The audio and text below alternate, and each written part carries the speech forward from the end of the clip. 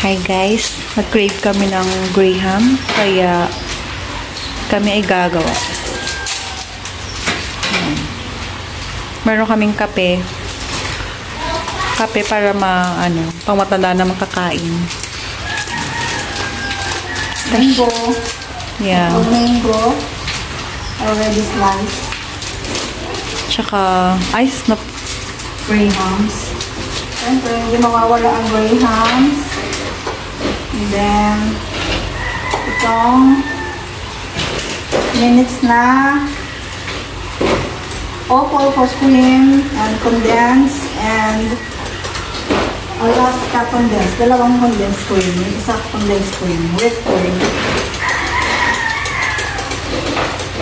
Then, ang po yung kakapin mo.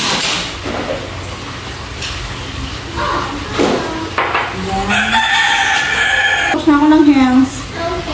Bago ako nagdaw-daw dito ng mga lalagay, nagbukas na ako ng kamay 2 beses. Mango. Mango, di ba? Hindi, ano ba? Cream.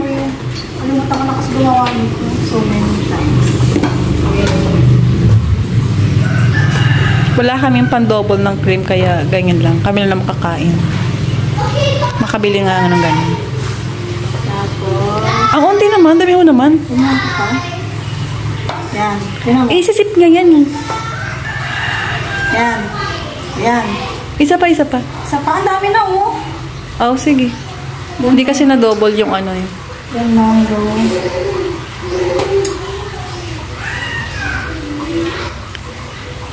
Yan siya. Then, Ito, matipid siya, guys. ito daw kasi wala na mango.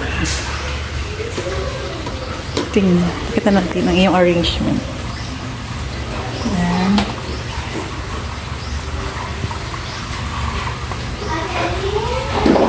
Alam, bilis naman na puno.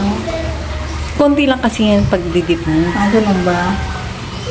Hindi yung dip na dip talaga. Yan. Ayan, nagyan mo ulit.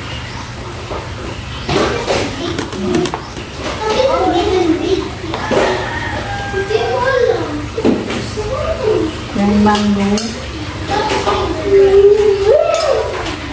Sabi sa'yo, kulang yung mango mo. Walang mango po. Oo. Ah. Yan, this one. Stop ko na. Ito yung nagawa kong Grahams. Bali, ano siya? Nagawa ko ng 4. Ayan na. 4 ang ating nagawa. Dahil nainip tayo at sinipag, nakapagawa tayo ng dessert para bukas.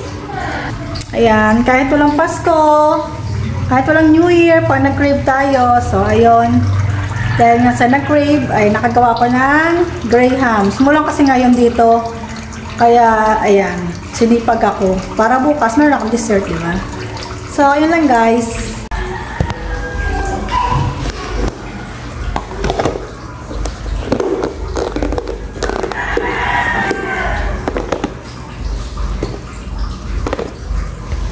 So, ayan.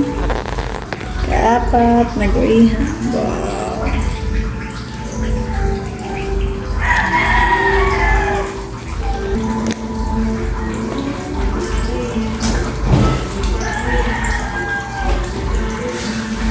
Oh no.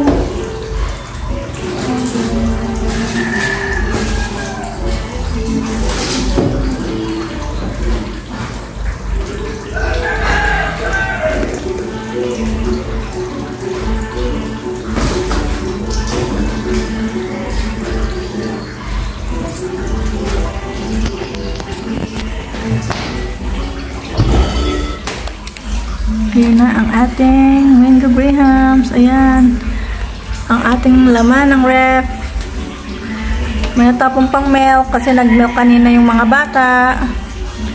So, ito ang laman ng aming ref. Puro gamot. Ayan. Pag may bata, may mga gamot sa loob ng ref. So, ayan. Then, sa taas, ang ating freezer. Ayan. Namalengke ako kanina. Ito ang laman. Isda, yellow, ice cream, processed food. Ayan.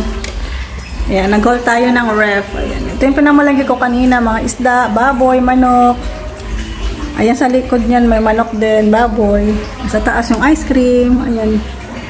Ice cream, ice pop ng mga bata. Processed food, ayan. Unti nga lang binili kong processed food kasi masama pag laging processed food ng mga bata. So, ayan.